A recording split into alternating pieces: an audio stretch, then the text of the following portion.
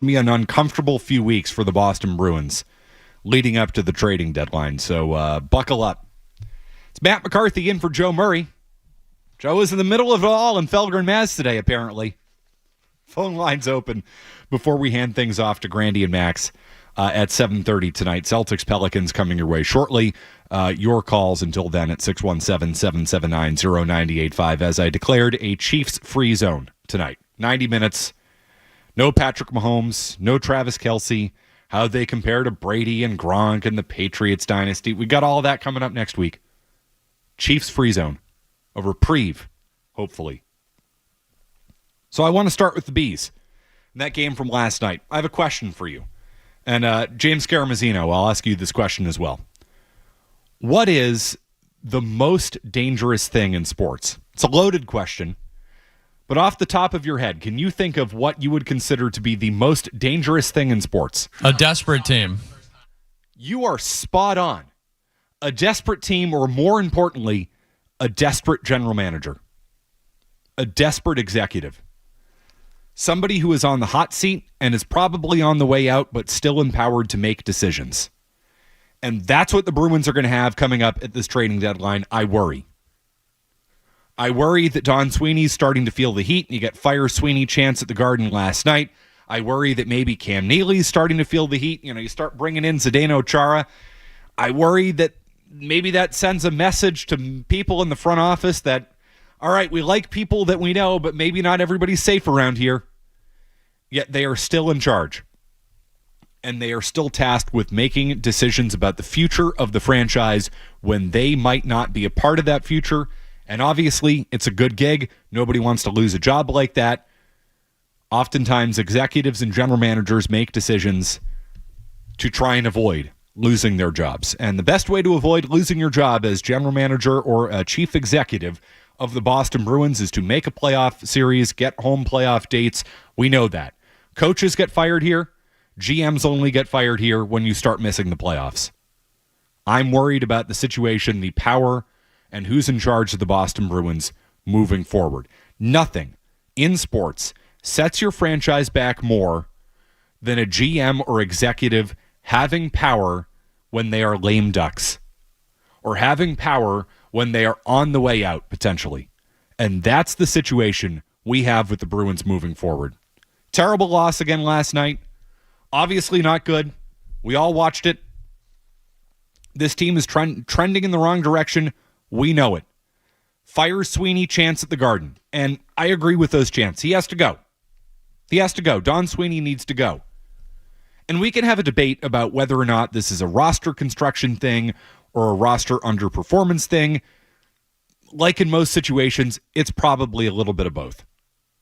And whether you think it's the more of the roster and guys like, Hampus Lindholm and not Hampus Lindholm, Elias Lindholm, too many Lindholms on the team. If it's guys like Elias Lindholm and Nikita Zadorov underperforming, Charlie Coyle underperforming, Pavel Zacha underperforming, Brad Marchand underperforming, whether or not you think it's that, and you would have an argument to make if you think it's that, I think we all should agree that Don Sweeney is not the guy to fix this thing moving forward. The drafting has not been good enough. He has not been bold enough. He is the type of general manager that you want when things are going good. He's going to keep the team together because he doesn't ever want to break it apart. And as a result, Don Sweeney's had a pretty good run as GM of the Boston Bruins. A cup appearance, a lot of really good regular seasons in the last 10 years, but it has been 10 years. And this thing is trending in the wrong direction. It is only natural to say, at this point, it's time to make a change. And Sweeney is probably not the type of general manager equipped to rebuild something, draft guys, and get this thing back up and running again. That's a hard thing to ask a GM to do 10 years in when it's not really in his nature to do. We've seen that with Don Sweeney. We know what type of GM he is. So it's time to go. But when? The timing's important because we're now just over a month away from the NHL trading deadline. We know this thing is going in the wrong direction. I mean, we all have eyes. We watched that game last night. We've watched this team all season long. You know it's not good enough. You know it deep down as a Bruins fan. Even if you don't want to entertain the idea of selling and this team can still make the playoffs, you have eyes. You watch this thing. We know where this thing is headed. Selling is the right approach. It benefits the Boston Bruins to sell at this deadline. This doesn't have to be a long rebuild. The Bruins, should always be a team that's contending. I am not saying strip the thing down to the studs. I am saying, though, it's time to move on from the likes of Brad Marchand. It's time to move on from some of your veterans. The cap is going up in the NHL, which we'll get into here momentarily. There is a real opportunity to rebuild this thing quickly. This is not tank, 3, 4, 5 years. No, it's not that.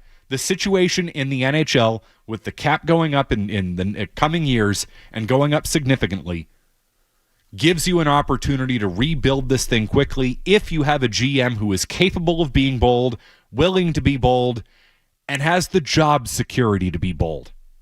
And maybe you could say that Sweeney could get into that mindset. Yeah, maybe he can. I don't know if he can, but you can make the argument that he would. If you tell him, Don, you got to rebuild this thing. All right, well, let's trade this thing away and let's try and do a quick reset. Maybe he can get into that mindset. I'm not convinced, but you could argue that he could. But he doesn't have the job security moving forward.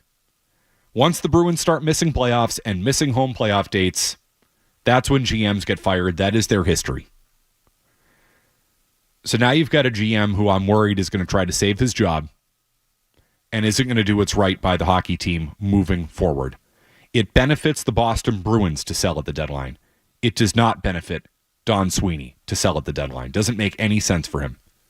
He is closer to the finish line as a GM than he is to the beginning. And that is a dangerous, dangerous scenario for this team moving forward.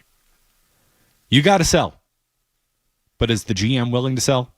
How about Cam Neely, too? Is Cam Neely willing to sell? And he introduced the thought a few weeks ago at the Bruins Foundation Gala. So maybe he has a little bit more security and is willing to tell his GM, his buddy, Don Sweeney, because everybody's buddies down there, his longtime friend and buddy, that he's got to make this move. He's got to sell at the deadline. Maybe he's willing to do that. I hope that's the case. But I get weary and I worry as a sports fan any single time you look at a GM potentially on the way out at a big moment, a trading deadline, an offseason, you name it. Red Sox fired Chaim Bloom a few years ago after the trading deadline. Why'd you even let him go through the trading deadline if you were going to fire him in the first place? If they're thinking that Sweeney is the next to go, the coach has now gone twice under Sweeney in the last few years. Cassidy, Montgomery. There isn't much you can do with the roster at this moment outside of stripping away a few pieces. Sweeney is the natural guy to go next. Is he going to be so inclined to approach this deadline the way this team needs to approach it, which is selling? They need to do it. I am not convinced about that. Not to mention, too, it's one thing to sell. It's another thing to trade your captain. And those questions are growing louder and louder. Some reporting from Elliot Friedman that I want to get to today. Brad Marchand, continued comments from last night, and your thoughts. 617-779-0985. State of the Bruins, 1 month away from the trading deadline. We continue. It's McCarthy in for Joe Murray here on the Sports Hub. You're listening to Joe Murray on 98.5.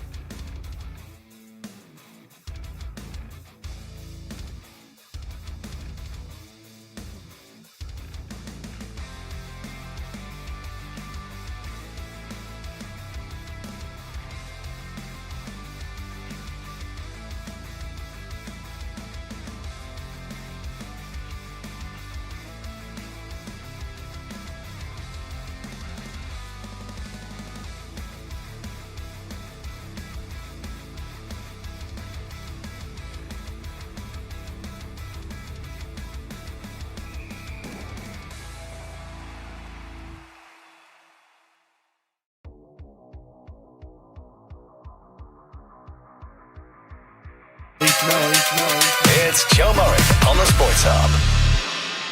No, I mean, I'm not really worried about what's being said in the media. At the end of the day, like I said, they're going to make the decisions for the group that they feel is necessary. You know, I have no control over that, so I'm going to worry about what's going on in here and, you know, playing for this group. And, you know, as long as I'm here in Boston Bruins, that's what I'm worried about.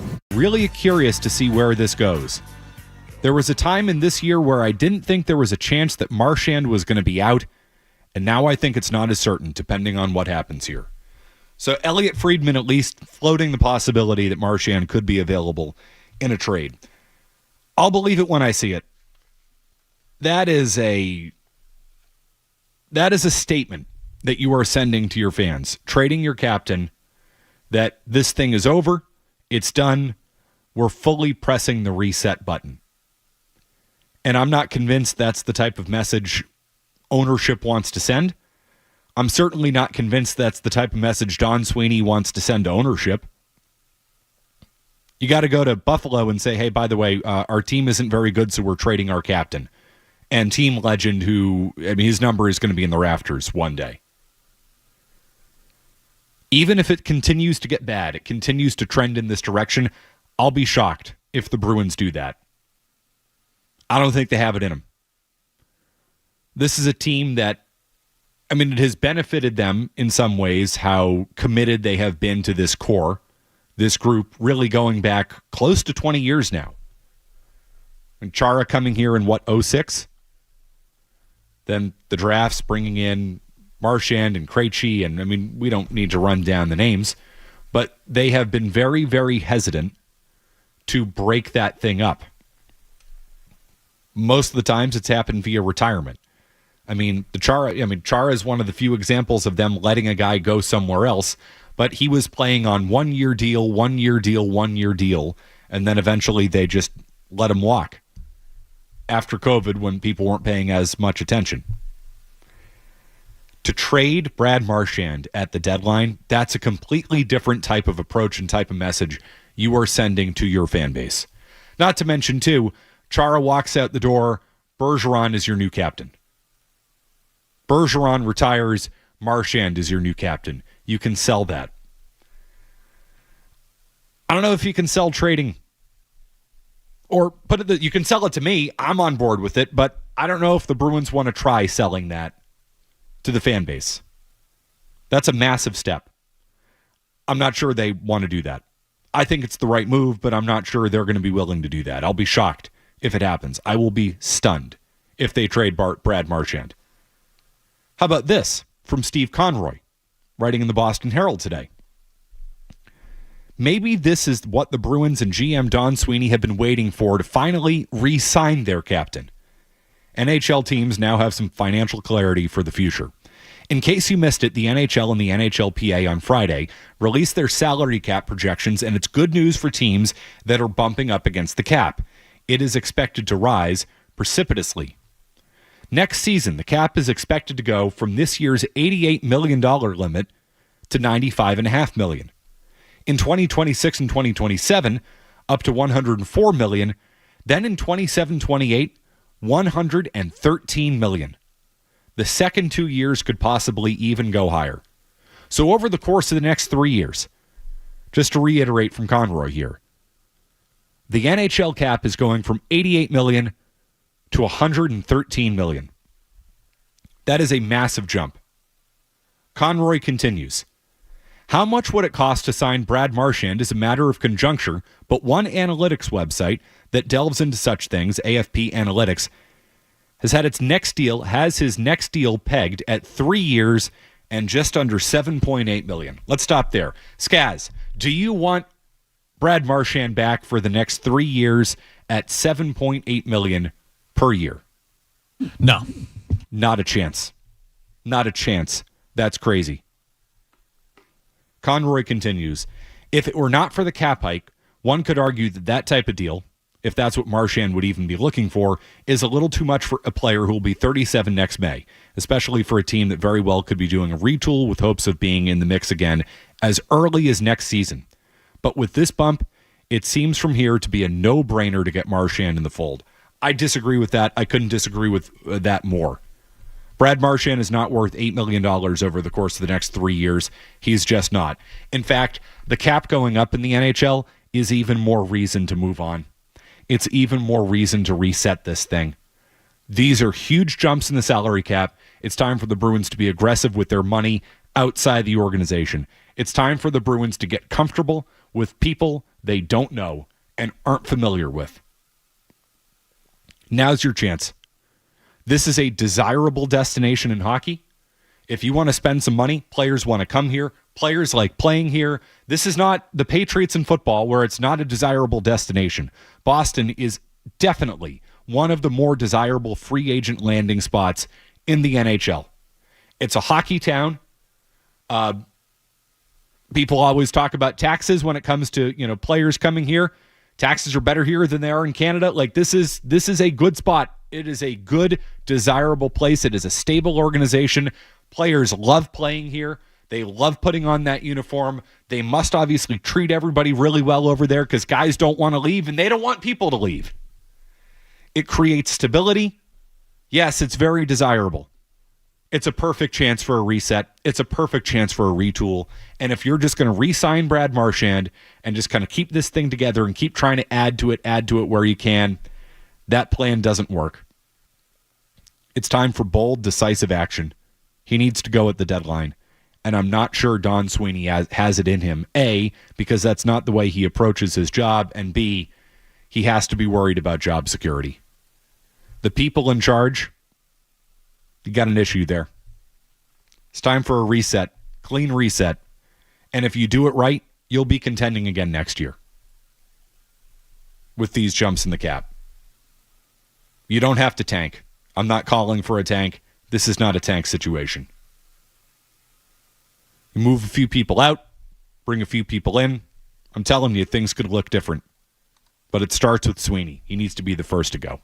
617-779-0985. How about Brian in Texas? Up first tonight, McCarthy in for Joe Murray. Hey, Brian. I'm McCarthy. Thanks for filling in, doing a nice job. Loving the heavy bees talk tonight. Thank you. And thanks for taking my call. Hey, there's an answer to one question that could tell us everything we need to know about the future leadership of this organization. And that is, who brought in Shara to the front office?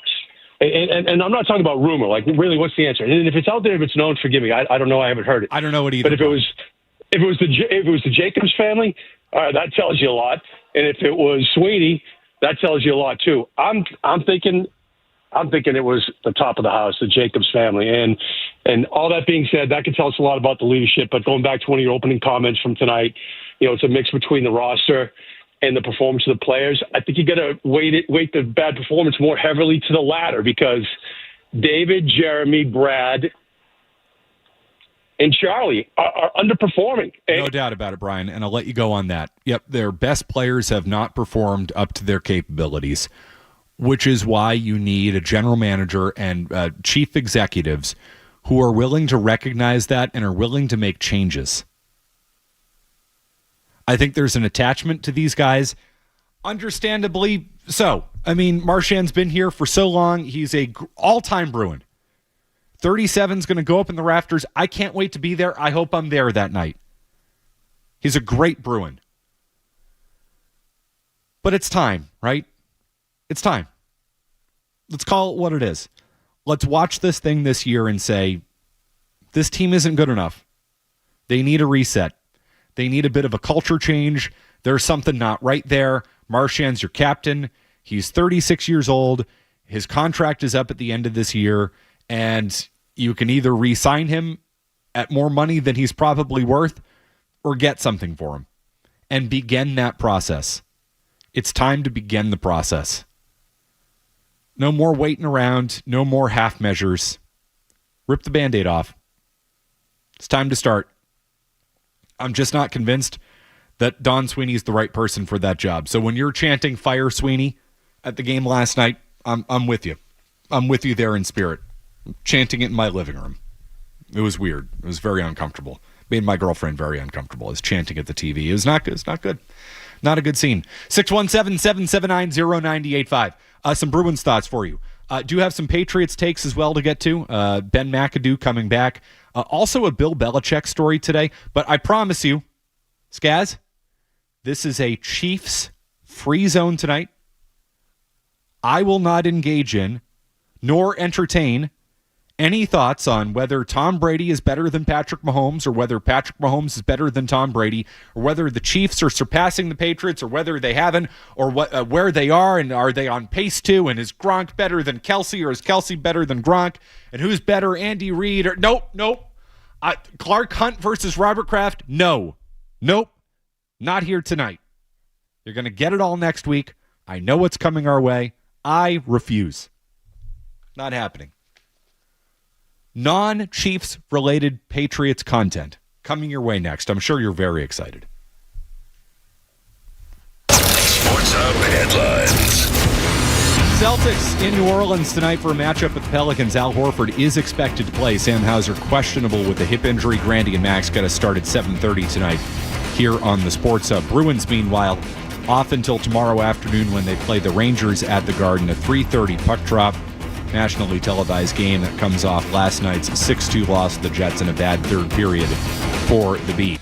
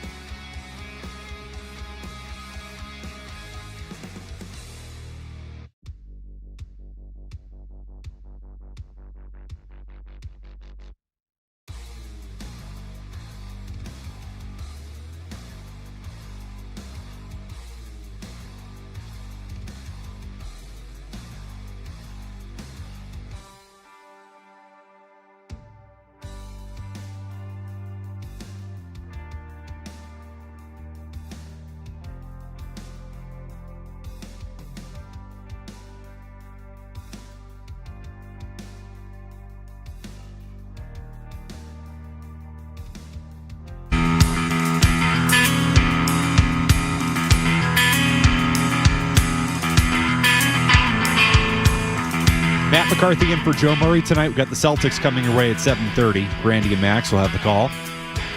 Pelicans before everything starts in New Orleans next week. Don't you miss these weeks?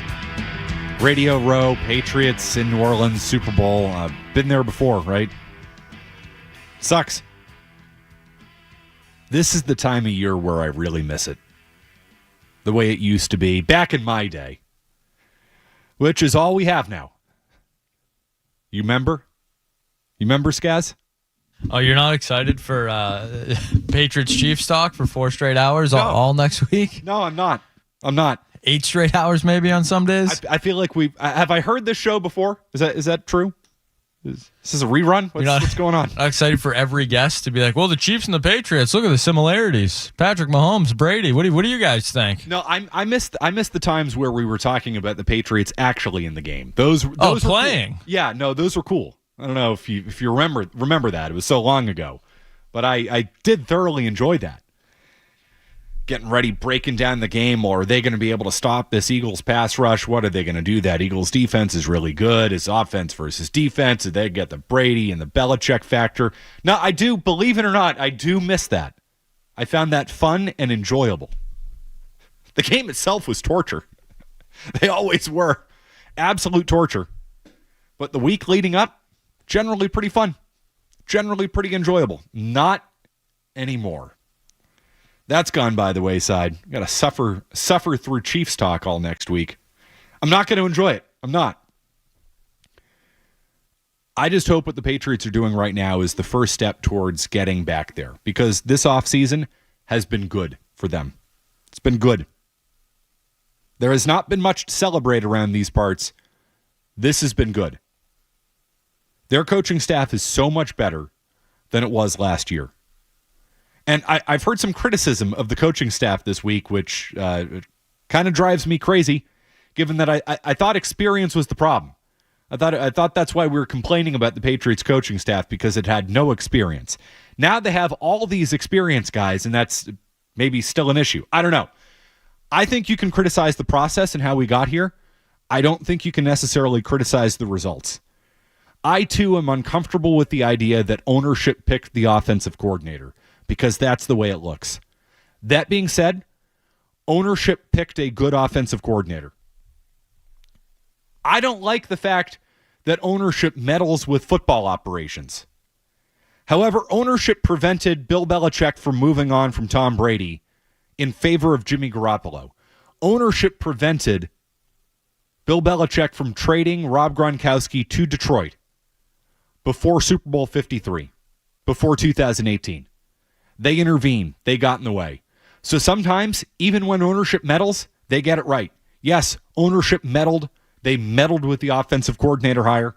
But I think they got it right. I think they got a good coordinator. In the end, that's all I care about. I care only about the results. And I think the results so far are good. Ben McAdoo returning. That's probably the thing I have the biggest issue with, just because I don't know if I want anybody associated with the Patriots offense in recent years to be a member of the staff. That being said, Drake May did develop. I'm guessing McAdoo deserves some credit for that. Alex Van Pelt obviously deserves the lion's share of credit for it. So if you want to keep one guy in the building who has worked with May before, so be it. But the rest of this offensive staff is good. I don't want to hear this season, well, the coaching isn't good enough. It's not going to be that way. On the offensive side of the ball, for the first time in a long time, the coaching is good enough. Not only at offensive coordinator, but the people around him. McDaniels, say what you will about him, I'm not the world's biggest Josh McDaniels guy. I'm not. He's a good offensive coordinator. You're shaking your head back there, Skaz. He's a good offensive coordinator when Tom Brady's his quarterback and or Bill Belichick is the head coach of the football team. So, I believed this for a long time. I held McDaniels' time in Denver against him. I held his brief stint in St. Louis against him before he returned back here. I was with you on that, Skaz, for a long time. I have been a McDaniels critic. I'm not the world's biggest Josh McDaniels guy. Let's call a spade a spade. He got the most out of Mac Jones. and he deserves a lot of credit. In the first half of the season, sure. I don't remember them passing too much the last 8 games of that season, or throwing it more than 10 yards down the field, which is exactly what you're hoping Drake May is going to do. But doesn't that speak to being successful with what you have?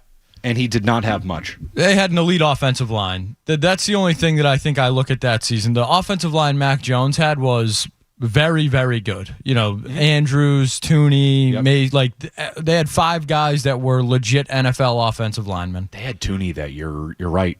Oh, man. They had a really good offensive line. You want to talk about things that we don't talk about enough? Letting Joe Tooney walk. Given the issues they've had on the offensive line, that guy's going to the Hall of Fame. He is one of the best offensive linemen of his era. No doubt about it. Could be winning another Super Bowl in a week. Probably will be. How many is that for him now? It's got to be 5, I believe. That would be his 5th. That's crazy. Does he have 2 or 3 with Kansas City? You lose track of these things. I believe he has 2. He has 2 with Kansas City. And does he have 1 with the Patriots? I feel like he might have 1 with the Patriots. Wasn't Tooney 2017 pick? I feel like he was. So he has 4 Super Bowls. Super Bowl, let's see, 2017. Yep. Okay. He was on the Patriots. He was on the Patriots. That was his rookie year. And then he was also in the Rams game as well. So he has 2 with the Pats, 2 with the Chiefs. I remember, he took Aaron Donald out of that game. That is a Hall of Fame player they let walk out the door. Nice going, guys. Seriously. Good job. So you're not a McDaniels guy. That's fine. I won't shame you. Actually, wait. I think the Felger and Maz approach is to call you a bitch. Yes, please, for having a differentiating opinion. Something I thought they were preaching on that show, a show that was preaching free speech. Apparently, not fans of free speech if it's not right in line with your train of thinking. I know there's some words for that. We'll leave that to them. Actually, no, that's the way most people feel about free speech. They're big believers in free speech when it's what they believe in, and they're definitely not believers in free speech when you're saying something opposite to your belief system. No, then you become a bitch, I believe is the term that was thrown around today. But I would say, look, is Josh McDaniels a massive upgrade? Yes. Is Mike Vrabel a massive upgrade? Yes. The only thing with McDaniels where I have some hesitation is he has been horrible without Brady and Belichick. And in the only situation that you can really look at and say is similar to the one he's in now is he was the offensive coordinator for the Rams. It was 2011. Steve Spagnuolo was the head coach, a defensive-minded guy. Sam Bradford was coming off a pretty good rookie season in which they were 26 in points that year. McDaniels comes in. They go 2-14. Sam Bradford struggles mightily. They are 32nd in the league. That would be dead last in points. They fire McDaniels, and Sam Bradford bounces back immediately the next season. So it was a bad year for him, and I've held that against him. It was 14 years ago now at this point. Like, at what point do we say what you did in 2021 matters more than what you did in 2011? I'm just looking at it for the situation where there is no Brady, there is no Belichick. He had a second-year quarterback that he was not with for his rookie year. Yep. So I just think in terms of situation, they're very similar. And the thing with the relationship, I think that's something that did Mike Vrabel want this guy? And I know there's differentiating opinions on that, but is that going to work long-term? And the whole Josh McDaniels will be here forever. That's great. Yes, that's who I want to employ. The guy that no one else in the NFL has any interest in ever hiring. All of these things are fair criticisms, and maybe it's not consistent of me to come in and say the Bruins have a problem with bringing in outside ideas, and the Bruins, need to get more comfortable with people that they're not comfortable with. The same logic could absolutely be applied to Robert Kraft and Jonathan Kraft and the Patriots. No doubt about it. I think you can criticize the process and how they went about getting Josh McDaniels as offensive coordinator. And, an arranged marriage, I don't believe in arranged marriages in the NFL. I don't believe in arranged marriages in just about anything in sports. That being said, I think McDaniels is a good coordinator. I don't think he's the world's best coordinator. I certainly don't think he's the world's worst coordinator. But he is an NFL quality offensive coordinator with a lot of experience coaching quarterbacks. That is exactly the type of guy I want coaching Drake May. I don't want the young, hotshot guy who draws up cool plays in Madden. You know why? Because I don't know if that guy can coach fundamentals. I don't know if that guy is going to be able to develop a quarterback and get him to develop good habits. Drake May still needs coaching. Drake May needs a guy who has been around the block. That's what you should want for a young quarterback. The problem with Alex Van Pelt wasn't his coaching of Drake May. That was the best thing he brought to the table. The problem with Alex Van Pelt is he had never called plays before and had no idea what he was doing. Josh McDaniels has called plays for close to 20 years in the NFL. So you're getting somebody who's worked with quarterbacks for a long time, has developed quarterbacks, and has called plays a lot in this league. I don't want somebody who's never called plays before, even if he is the assistant to the assistant quarterbacks coach in the Sean McVay system and has the greatest scheme you've ever seen in your life. We overrate that thing. Give me somebody who's done the job and has coached quarterbacks. That's what I want from my offensive coordinator. And the people they are bringing in underneath McDaniels are all experienced guys. Doug Marrone, good offensive line coach. They need that. Thomas Brown, interim head coach. Ben McAdoo has been a head coach before. You got 5 guys on the staff right now who have been a head coach. There is no brain drain there. Yes, the process is problematic. It makes you wonder. Arranged marriages aren't good. But the guys they actually got are qualified for the jobs they have. Isn't that nice? Isn't that refreshing? When was the last time you could look at the Patriots coaching staff and say, he's qualified, he's qualified, he's qualified? No matter how they got him. And yes, the process is messed up down there. No doubt about it. And that's one of the reasons they haven't had people in charge who deserve to be in charge. But it looks to me like this time they're getting it right. Can we just call it what it is? They're getting it right. God, all the complaints about how they don't have anybody experienced down there. Yeah, those were legitimate complaints. Now they have a whole bunch of people who are experienced down there. And we're still complaining? I'm not going to do it. I'm not. Criticize the process. Don't criticize the results. You got some good coaches here. That's step one. Step one of many. 617-779-0985. Speaking of good coaching and bad coaching, there is one of my favorite stories in sports going on right now. But I'm going to venture to say a bad coach. I'm not here to tell you how to think. I believe in freedom of thought and free speech. So I'm going to let you hear a story and determine for yourself whether this man is a good coach or a bad coach. We'll do that next. Don't go anywhere. There's more Joe Murray. More Joe Murray.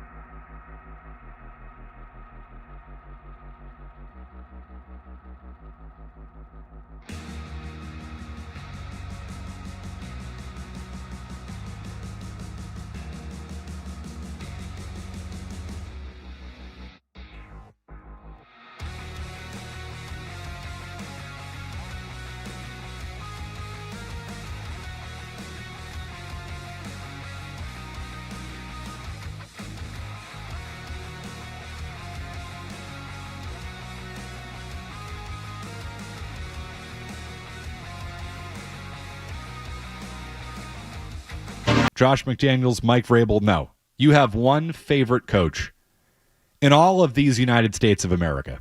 Skaz, who would that person be? Who is your favorite coach in any sport, anywhere? Oh, man. Is this a trick question? No, I know who it is. It's your guy. He's a basketball coach for the University of Green Bay. Yes, yeah. How could I forget? The one, the only, the multi-talented, as he would tell you. One Doug Gottlieb, a radio guy, right? Yes. Supposed to be a radio guy. Sports talk radio guy. Afternoon show host right on, where is he? CBS Sports? Where is he now? We used to very much enjoy Doug Gottlieb's CBS Sports Minutes, which were the best thing this station has ever done, I think, by far. Yeah, shocked that didn't last forever. I wish it had. But yes, Doug Gottlieb, who I believe has been taking some time off from his radio show recently due to his second job, and that would be to be a college basketball head coach of Green Bay. So first and foremost, I think it's always good if you're an organization to hire somebody for an important role when you know they're not leaving their other job. So it's always a good situation. If you have an opportunity to hire somebody, just make sure that person has another job that will take their time, dedication, and attention away from your job. Yeah, especially if, the job they're sticking with is the job they've done forever and the job you're giving them is one they've never had before. You definitely want him not to be fully invested in that new job. That's usually works out well. Certainly not, especially in the sports world where, we're not in a results-based industry whatsoever. Sports, who cares about results? It's not like college basketball has gone any crazy changes lately or money's been thrown around or, coaches have to deal with things they never had to deal with in the past, and they should probably give their full undivided attention to these programs. So, yeah, I think it was a great hire by Green Bay, and, Doug Gottlieb, very deserving of the job. As we found out, Doug Gottlieb, sports talk radio host, king of the CBS Sports Minute, in his first year as head coach of the University of Green Bay. Is it Green Bay, Wisconsin? I know it's in Wisconsin, but the University of Wisconsin at Green Bay? Is it UWGB? I believe that is correct. We should, call Mike and be sure. I'm sure he's, a diehard fan. But yes, I believe that is where Doug Gottlieb is. Unfortunately for them, the head coach. Yes, Doug Gottlieb and Green Bay now 2-21 on the season. They lost their 18th straight game last night. Yes, I don't believe he's won a game since he got into that public spat with Adam Schefter on Twitter, where he basically told Schefter to stick to his job, and Schefter said, Doug, he had a 7-game losing streak at the time. They've gone on to lose 11 straight since that tweet. So yes, the Doug Gottlieb experiment not going well for Green Bay. I'd say the worst coach in the United States right now. I would say so. Yes, given that this team went 18-14 last year. You think the Patriots hired an unqualified guy to run the situation? And yes, they did. We all understand. You took a team that the Patriots went 4-13 last year. They went 4-13 this year. Same record from one of the greatest coaches in NFL history to a guy who should not have been an NFL head coach. They had the same record. The University of Wisconsin at Green Bay went 18-14 last year, and they made the decision to, I don't know what happened to former head coach Sundance Wicks, and yes, that is his name. After an 18-14 season, I'm guessing he got a better job. Shocking, by the way, that there are better jobs than coaching college basketball in Green Bay, Wisconsin. Sonny Wicks is the head coach of Wyoming now. Oh, okay, so that's a much better job, actually. I'm sure it is. Nothing like, I hear Wyoming's beautiful. I have been to Green Bay. I have not been to Wyoming. I would probably want to be in Wyoming compared to Green Bay. Quick Google search. Sonny Wicks is also from Wyoming. Oh, so dream job for him. You go home, it makes sense. So if you're left in a situation where you got to hire somebody, my advice is to always hire a radio host. If, let's say, Alex Cora had gone somewhere else, the Red Sox had not extended Alex Cora last year, how do you think I would do as a sports talk radio host, as manager of the Boston Red Sox, Gaz? All right, well, I'm gonna say Alex Cora is probably better at cheating than you are. He's got way more practice in it. He's been doing it for years. Sure, yeah. He does have, some much more time in an MLB locker room. Sure, yep. Or clubhouse, I'm sorry, don't want to get corrected on that. But I would say, Matt, maybe a 10-game difference, maybe 15 if I really had to stretch there. But I think you could get the Sox to to 70, 75 wins. No doubt I could get the Red Sox to 75 wins. Do you know how easy it is in baseball to get to 75 wins? The Chaim Bloom era Red Sox never went below 76 wins, right? 78 wins? I would go And on. they sucked. I would go on to guarantee you wouldn't lose 18 straight. No, not a chance. I'm not here to say I could do the job. I don't like the guy who says he could do the job. If I came on the air and said, listen, I could be general manager of the Boston Red Sox and I could build a World Series champion. Like, come on. I can't even negotiate a car deal, let alone trading Mookie Betts. I can't. Let's call a spade a spade. If you're calling in and saying, you know what, my favorite team's the Celtics, and I could do just as good a job as Joe Mazzulla, you're wrong. You're generally wrong about that. I also don't think that you, or just about anybody out there would be as bad as they're at their job as this Doug Gottlieb is. That 18 straight, man, that's a tough draw. That's a tough result right there. I would love for to hear Doug Gottlieb taking calls on his own basketball team. That is something that might be a first in sports radio history, but I would like to hear Doug Gottlieb taking calls on his 18-game losing streak. And you know what? If he were on the air in Boston, we would, because Boston would give it to him, right? But the thing about Doug Gottlieb and all those national sports talk radio shows is if you're doing a show in the middle of the day, any market that is worth anything has their own real shows on. So Doug Gottlieb is doing shows for, what, Topeka? Cheyenne? Yeah, probably Sonny Wicks's Wyoming team's listening to Doug Gottlieb. He's huge in Cheyenne. Is that where the University of Wyoming is? Sure. Why not? Name 4 cities in Wyoming. Skaz, go. Jackson Hole's a big one, right? Yep. Cheyenne, as you just said. Mm-hmm. It's about it. There's got to be a Springfield there, I'm sure. Sure there is. There has to be. That's about it. That's all I got. I can give you Casper. Oh. The Friendly Ghost. I don't know. That's about 3. Anything else? Bueller. Huge there. And he's huge in Green Bay. Good for him. You're a hoops guy, Skaz. You're coaching the Celtics. They're still a playoff team. Absolutely. Not a chance. Might be a 7 or an 8 seed, but we're a playoff. Look at their talent on the roster. 10 games worse. I can't screw that up. 10 games worse. Unlike Doug Gottlieb, who is 18 games worse. Not good. That's an accomplishment. I think he gives hot takes like on himself on the basketball team. I'm going to guess he probably doesn't. Based on those old CBS Sports Minutes, I'm going to guess that Doug Gottlieb does not have many hot takes in him. Those were fire. I know we're not like CBS anymore. The sale happened. That was real tragedy when those went away. Bring back Boomer in his birthday wishes for everybody. Boomer, very upset about Tom Brady's hair today. I don't know if you saw that. I did see something that says that Brady got a hair transplant. Yeah, Boomer not happy about it, I guess. Don't knock it, man. I will never knock anybody who's gotten a hair transplant. Take a look at me. Why do you think I'm wearing a hat tonight if you're on YouTube? This thing is trending in the wrong direction, baby. It's like the Bruins. This is not going in the right way. You know, if Tom Brady went to Dr. Leonard, I'm not going to blame him one bit for that. Man, listen, that man needs to go on TV and look good. And he does. Sure does. Sharp. Whoever did that hair transplant did a bang-up job. Maybe it was our guy. Doc Leonard, Matt Lepresti, maybe it was them. I don't know. But whoever it was, outstanding. I don't think you go to Turkey to get that. I think you get that here from an expert, like our guys over at Leonard Hair Transplant Associates. 617-779-0985. Hey, I don't know if you've heard, the energy has shifted. Let's get to the Celtics coming up next. No commercials, just the headlines. From the Town Fair Tire Studios, this is Boston's home for sports. Saka cross, they scored! Point a shot, rebound, score! WPCFM and HD Boston 98.5, the Sports Hub. The Media Group Station. Sports Hub headlines. Celtics in New Orleans tonight for a matchup with the Pelicans, and the C's will be at full strength for this one. Al Horford and Sam Hauser will play after landing on the injury report.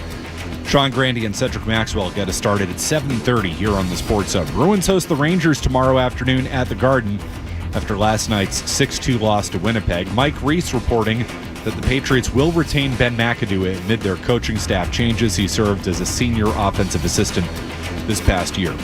Headlines are brought to you by Valvoline Instant Oil Change. Enjoy quick and convenient vehicle maintenance this month. Visit NewEnglandOilChange.com for 15% off your drive-through oil change at Valvoline Instant Oil Change, now open in Franklin, Billerica, and Peabody. I'm Matt McCarthy on Boston's Home for Sports, 98.5 The Sports Hub. Your next update during Celtics tonight. Boston plays here. Pritchard, half court, it's in the air. He got it! He did it again! 98.5 The Sports Hub. Well, it's outstanding. It's great. She's like, you mentioned this once. You like playing this game in class as a kid. Like, here it is. I got it free. It is great. Try not to die of dysentery is outstanding. Get in a wagon and go across the wood snake. That is what I'm reading. That doesn't sound like something we should be able to say on the air. That's not. We want to avoid that. The snake. It's the year of the snake. Just the year of the snake, not the wood snake. Let's not. Right, because they do like wood, metal, iron, all that. I believe 93, because I was looking this up earlier, was the water rooster, which also sounds a little... Really? Yes. The water rooster. Not just a rooster. That's what they tell me. It's a rooster that gets wet. Is that what you're saying? No comment. You don't want to say that. Huh. Happy Lunar New Year. Feels like a good time to change some energy, right? Celtics have been tweeting about this. This is on this day 3 years ago. Jaylen Brown announced that the energy was about to shift. January 31st, 2022, 11:32 a.m., which the Celtics have then done a giant social media campaign behind. Since January 31st, 2022, Jaylen Brown, 24 points per game, 3.7 assists per game, 6.1 rebounds per game, field goal percentage 49%, 8 40-point games. Then highlights, more highlights. How long does this thread go? My God. Jaylen Brown, since January 31st, 2022, 2 finals appearances, 1 Eastern Conference Finals MVP, 1 Finals MVP, 1 championship, 3 Eastern Conference Finals appearances, all since the energy famously shifted many years ago. The Celtics, in their continuation of their thread on social media, the Celtics, since the energy shifted, team post, since the energy shifted, the Celtics are 22-86, a 72% winning percentage, an offensive rating of 120.3, first in the NBA. You writing all this down, Skaz? Since the energy shifted 3 years ago on this date. A 111.3 defensive rating, good for first in the league. A net rating of 8.9%, good for first in the NBA. And wins over the course of the last 3 years thank you, / the energy shifting on this date 3 years ago. The Celtics are first in the NBA at 220 wins. It's a big deal. There's a very big focus on this from the team, to which I say it's all cute, it's all well and good, and I'm not here to mock it. Maybe it sounds like I'm mocking it. Skaz, am I mocking it? I'm trying not to. I would lean towards mocking. I'm trying not to. It is kind of where I go with some of this stuff. I don't like social media. I tend to think it's all kind of ridiculous and stupid. You don't think we should be doing like 3-year anniversary tweets and celebrating them? I don't think so, in just about any form. I don't need your Instagram reel. I don't need this. It's just who I am. But I understand it's probably to give Jaylen some love, which in the end is exactly what you need to be doing, because I think issues exist with the Celtics team. And I think the biggest problem that they're going to face moving forward, outside of whoever's owning the team, is going to be keeping everybody rowing in the same direction. It's been a problem they've had for a long time. They were able to put it all aside last year, which is why they rolled to a finals victory. They are still the most talented team in the league, but if you watch them in clutch situations, if you watch them this year, you say something's not quite right with this team. And it's been floated out there that maybe there's some things going on behind the scenes. I don't know what those things are, but I'm guessing they're similar to the issues they've dealt with in the past, which is there's only one basketball to go around, and Tatum's the number one guy, and Brown's the number two guy, and Brown is very close to Tatum's level, and at times is better than Jason Tatum, and he was last year. And Jaylen Brown, at times, has to make sacrifices for the Celtics to be at their best, and that is a hard thing for him to do, even though he gets paid $305 million to do it. So, if you want to send out how many tweets was this thing? 1, 2, 3, 4, 5. If you want to send out a 5-tweet thread and then repost Jaylen Brown posting about how the energy shifted on this day 3 years ago, fine. Like, really, this is what teams should be doing. It's easy to poke fun at, but you got to keep these guys happy. And if that keeps them happy, more power to them. Tweet out as many things as you want about the energy shifting. But I did a deep dive on this, Skaz. I did. Said January 31st, 2022. Let me go back. Let me do some research on it. That was the final day of Lunar New Year. The energy changes at Lunar New Year, so we found out. Jaylen Brown is a rat. He is born in the year of the rat. I'm not saying he is a rat. Well, I mean, I guess he is a rat, but not in the bad way. A good rat. I am a proud sheep. Bah. Bah. You would probably say, yes, McCarthy, we know you are. Or a goat, depending on which zodiac you look at. I prefer sheep. I think they're fluffier and more gentle and kind. You ever met a goat? Goats are kind of a-holes. Maybe that's where this kind of like mocking a-hole side of me comes from. It's a default setting. Yeah, it is, because I'm a goat. This is what I found out. You are a rooster. I am a goat / sheep. Like my gentle off-air side, that's my sheep side. Then when I come in here, I'm a goat. I've discovered in my research into Jaylen Brown, the energy has shifted tweet, which I now believe to be a reference to Lunar New Year and the fact that we were going into the year of the tiger. Would you like to hear Jaylen Brown? This is from May 4th, 2022. Yes. He is asked by Malika Andrews about the meaning behind the tweet. Okay, I'd like to hear that. Good. I want to shift gears a little bit. And speaking of shifts, if we could go back in time a little bit, because on January 31st, you tweeted, quote, "The energy is about to shift." Where were you when you sent that? What made you say that?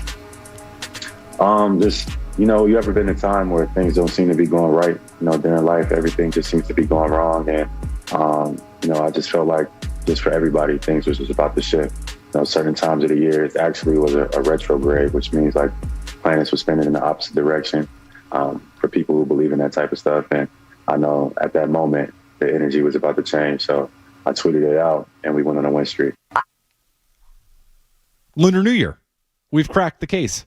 The energy was about to shift thing, the planets being in retrograde. Mercury in retrograde or whatever they say. Yeah. Lunar New Year. That's what the whole thing was about. So come on, Celtics fans. He was making a reference to the planets aligning and the change of, we went from the year of the ox to the year of the tiger. And you know what? Jaylen Brown was a tiger the second that thing began. I'm not saying I don't believe in it. I'm a sheep. It says, now in my research, since I've discovered this connection here, and that's what the energy has shifted really meant, since I discovered that that's probably what Jaylen Brown was talking about. I've done a lot of research into this. Skaz, as a sheep, I am apparently intelligent, compassionate, and romantic. That's the big three when I think of McCarthy there. No doubt. No doubt. Yeah, for sure. So there you have it, Celtics fans. Your answer to the energy shifting 3 years ago? Lunar New Year. It was going from the year of the ox into the year of the tiger. And I believe now is the year of the dragon? Oh, no, it's the year of the snake. Did we just come out of the year of the dragon? I think we did. That's kind of badass. Dragons? Badass? Huh? 2024, year of the dragon. Kind of cool. Then you go to a snake. Not as cool. Some cool animals on that thing, man. Ox, cool animals. There's something you learn playing Oregon Trail as a kid. Get as many oxen as you can. Carry that thing all the way across 2,000 miles from Independence to the Willamette Valley. That was a real year of the ox. 1849 or whenever that game takes place. How about some actual Celtics talk coming your way next? Is that a nice reprieve from us cracking the code on Jaylen Brown and the energy shifting? So I'm glad the Celtics have acknowledged that was the reason why. 3 years ago was a year of the Tiger. And they've been Tigers ever since. They should be Tigers more now. Got the energy changing. It'll be good. It's McCarthy in for Joe Murray. You're listening to Joe Murray on 98.5.